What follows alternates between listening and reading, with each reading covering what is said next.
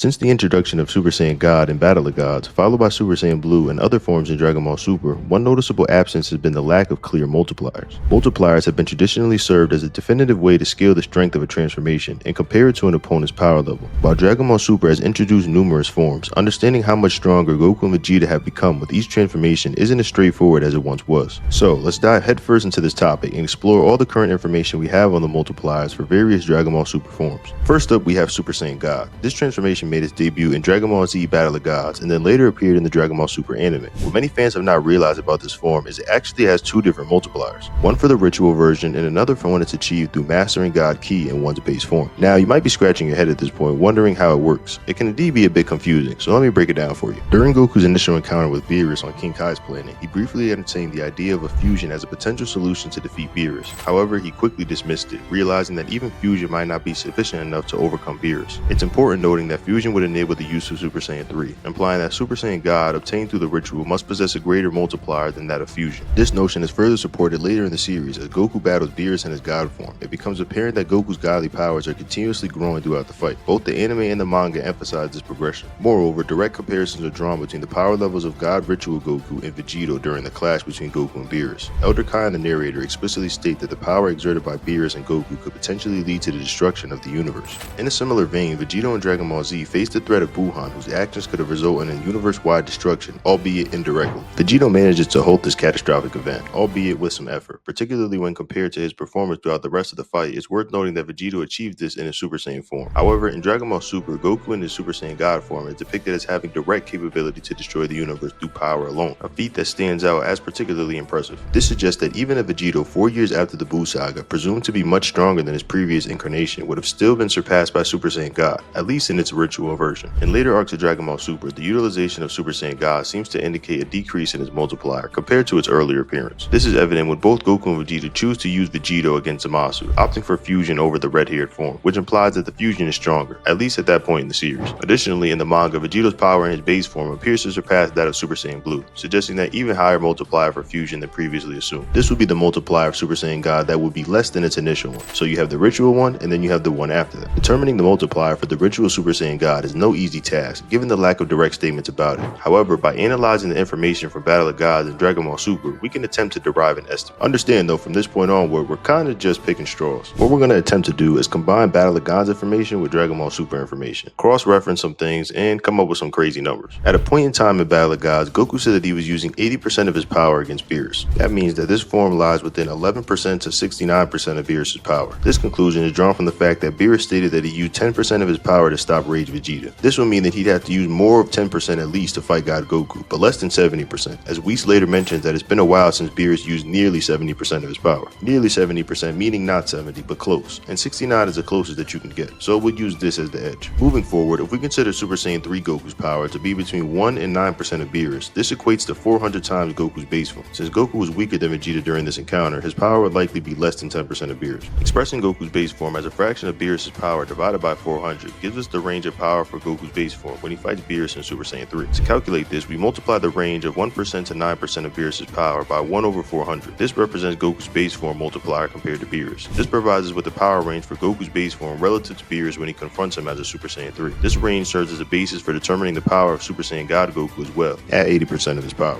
Let's do the math. For Super Saiyan 3 Goku's base form, we first have the lower bound, 1% of Beerus divided by 400 times 1 over 400 equals 1 over 400 squared of Beerus. Upper bound will be 9% of Beerus divided by 400 times 1 over 400 equals 9 over 400 squared of Beerus. The lower and upper bound in this case represent the 11% to 69, the lowest that it could be and the highest it could be. The lower bound would be 11% of Beerus times 80 over 100% equals 0.11 times 4 over 5th of Beerus. The upper bound would be 69% of Beerus times 80% over 100%, which equals 0.69 times 4/5 of Beerus. Now let's compare Super Saiyan God Goku at 80% to his base form to find the multiplier. The lower bound will be 0.11 times 5 over 4 over 1 over 400 squared. The upper bound will be 0.69 times 4 over 5th over 9 over 400 squared. Long story short, the multiplier range for Super Saiyan God Goku would be approximately 9,813 to 14,080 based on the provided information. This would be at 80% power. At 100% power, it will be 12,266 to 17,600. It sounds insane, right? The multiplier for the initial ritual has to be above Fusion and Super Saiyan 3, so I'd say it kinda can fall within that range. However, of course, this was derived from just putting two things together that don't necessarily go with each other, but I'm not too mad about the numbers. Regarding the Super Saiyan God form attained without the ritual, determining the multiplier for that is much more challenging, even with the unconventional logic used to discuss the other multipliers. I actually don't have an answer for this one. For Super Saiyan Blue, it's commonly accepted that it's 50 times stronger than Super Saiyan God, at least in its post-ritual form. Something funny to think about is that Goku did a pseudo Super Saiyan Blue in the Battle of Gods movie, when he absorbed Super Saiyan God into his base form and then went Super Saiyan on top of that. In the manga, Goku's fight with Hit suggests that Super Saiyan God may be stronger than Super Saiyan Blue when using less than 10% of his power. This implies a multiplier less than 50 times for Super Saiyan Blue, possibly in the manga, but it's worth noting that this form is referred to as Super Saiyan God Super Saiyan before adopting the Super Saiyan Blue name. While 50 times remains the commonly accepted multiplier, there's room for debate. Super Saiyan Rage, a form unique to anime's version of Future Trunks, adds another layer of complexity. The multiplier for this form is also unclear, but Trunks' enhanced performance suggests that it surpassed Super Saiyan Blue. Goku Black's Rose form is depicted as his version of Super Saiyan Blue, so because of that, it likely shares the same multiplier, but with different visual characteristics.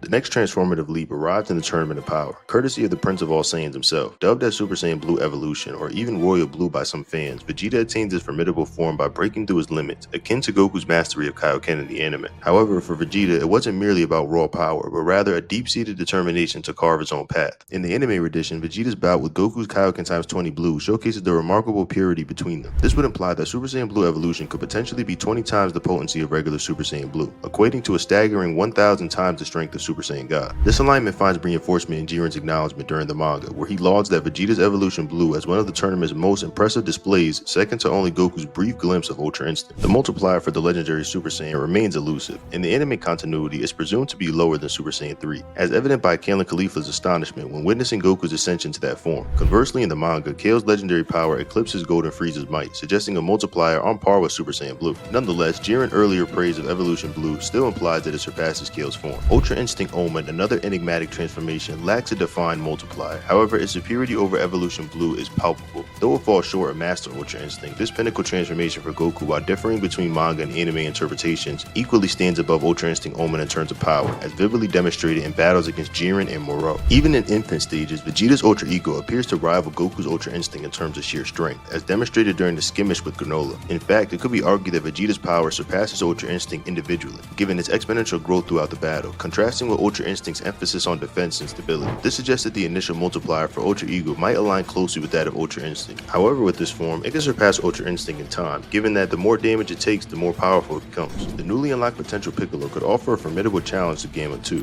It's worth noting that Gamma 2 was specifically designed as a countermeasure against Goku and Vegeta, implying a meticulous observation of their exploits by the Doctor, spanning from the Moro arc to the Broly movie. This surveillance likely excluded in the Tournament of Power, but encompassed significant events like the revival of Frieza. Furthermore, the implication of this surveillance extended to the perceived threat posed by Gogeta, as witnessed during the clash with Broly. If the Doctor believes that Gamma 2 can contend with Gogeta, it underscores the staggering power levels attained by Goku and Vegeta. This in turn suggests that Piccolo, even in his awakened state, is potentially on par with or approaching the level of Super Saiyan Blue or even Super Saiyan God. This assessment aligns with the consistency observed in the Dragon Ball series, notably exemplified by Ultimate Gohan's power, which can keep pace with Super Saiyan Blue Goku. Considering Piccolo's rigorous training regimen and dedication, this ascension to near divine levels akin to Super Saiyan God remains within the realm of plausibility. Thus, awakened Piccolo could conceivably possess a multiplier comparable to Super Saiyan Blue or even Super Saiyan God, reinforcing the consistent power scaling evident in the Dragon Ball lore. Orange Piccolo's emergence marks a significant turning point as he effortlessly dispatches Gamma with minimal effort. Toriyama's acknowledgement of Piccolo's newfound parity with Goku and others, despite the non-canonical status of superhero in the manga, underscores the likelihood of similar developments in the anime continuity. This suggests that Orange Piccolo likely operates within the echelons of Ultra Instinct or Ultra Ego levels of power, signaling a remarkable ascension in his abilities. And lastly, we have Beast. The Dragon Ball Super website confirms that Goten and Trunks in their Super Saiyan states can contend evenly with Gohan, indicating their prodigious growth and potential.